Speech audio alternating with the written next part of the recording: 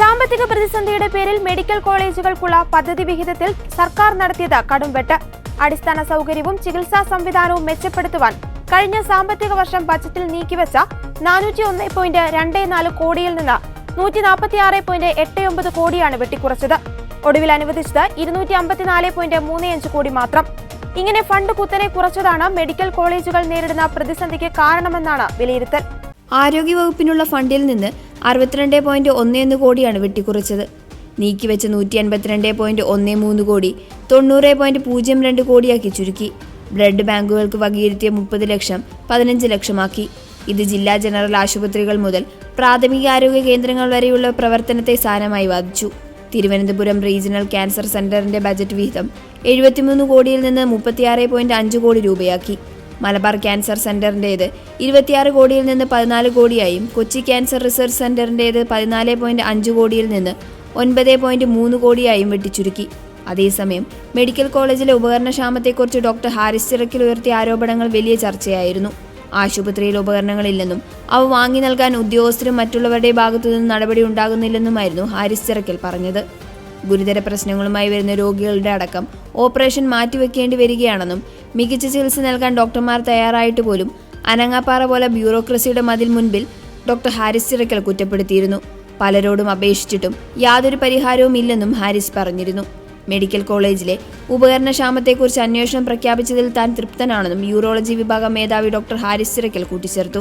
തനിക്ക് പല ആളുകളിൽ നിന്നും പിന്തുണ ലഭിച്ചെന്നും പ്രശ്നം അടിയന്തരമായി പരിഹരിക്കാമെന്ന് ഉറപ്പ് ലഭിച്ചതായും ഡോക്ടർ ഹാരിസ് വ്യക്തമാക്കി. തിരുവനന്തപുരം മെഡിക്കൽ കോളേജിലെ സൂപ്രണ്ടും പ്രിൻസിപ്പാളും അഡ്മിനിസ്ട്രേഷന്റെ ബാലപാഠങ്ങൾ പോലും അറിയാത്തവരാണെന്നും ഡോക്ടർ ഹാരിസ് ആരോപിച്ചു. അതിനാൽ തീരുമാനങ്ങൾ എടുക്കാൻ അവർക്ക് ഭയവും പരിമിതികളും ഉണ്ടാകും. ശസ്ത്രക്രിയ രോഗികൾ ഇപ്പോഴും കാത്തിരിക്കുകയാണ്. ഇന്നു തന്നെ ഉപകരണങ്ങൾ എത്തിക്കാമെന്ന് ഉറപ്പ് ലഭിച്ചിട്ടുണ്ടെന്നും ഡോക്ടർ ഹാരിസ് പറഞ്ഞു. ഡോക്ടർ ഹാരിസ് ആരോപിച്ച ഉപകരണക്ഷാമം അന്വേഷിക്കാൻ ആരോഗ്യവകുപ്പ് 4-അംഗ സമിതിയെ നിയമിച്ചിരുന്നു. Alappuzha medical college principal B പത്മകുമാറിന്റെ നേതൃത്വത്തിലാണ് അന്വേഷണം.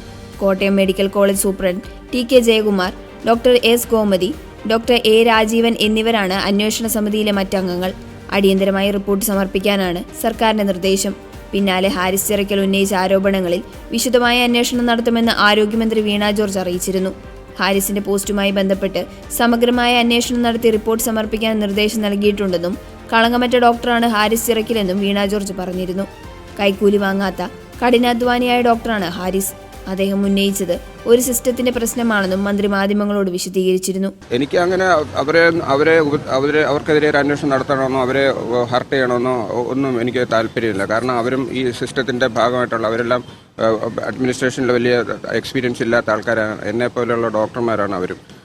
അഡ്മിനിസ്ട്രേഷനെ പറ്റി യാതൊരു ബാലപാഠങ്ങളും അറിയാത്ത ആൾക്കാരാണ് പ്രിൻസിപ്പൽ സൂപ്രണ്ടും ഒക്കെ ആയിട്ട് പോസ്റ്റ് ചെയ്യുന്നത് മെഡിക്കൽ കോളേജുകളിൽ. ഹെൽത്ത് സർവീസിലുള്ളതുപോലെ അഡ്മിനിസ്ട്രേറ്റീവ് കേഡർ എന്നൊരു പോസ്റ്റ് DME സർവീസിലില്ല. അതുകൊണ്ട് തന്നെ അഡ്മിനിസ്ട്രേഷനെ പറ്റി അവർക്ക് പുതുതായി ജോയിൻ ചെയ്യുന്നവർക്ക് ഒരു തരത്തിലുള്ള വിജ്ഞാനവും ഉള്ളതല്ല. അതിൽ തീരുമാനങ്ങൾ എടുക്കാനും പരിമിതികളും ഭയവും ഉണ്ടാവും. അത് തീർച്ചയായിട്ടും അത് നമ്മൾ പരിഗണിക്കേണ്ടതാണ്.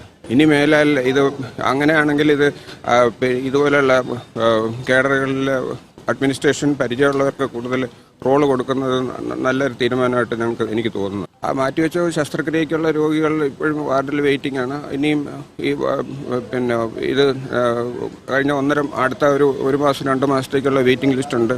അപ്പോൾ അവർക്ക് വേണ്ടുന്ന ആ സാധനങ്ങൾ ഇന്ന് എത്തിക്കാം എന്നാണ് അവർ പറഞ്ഞിട്ടുള്ളത്. അത് നോക്കട്ടെ.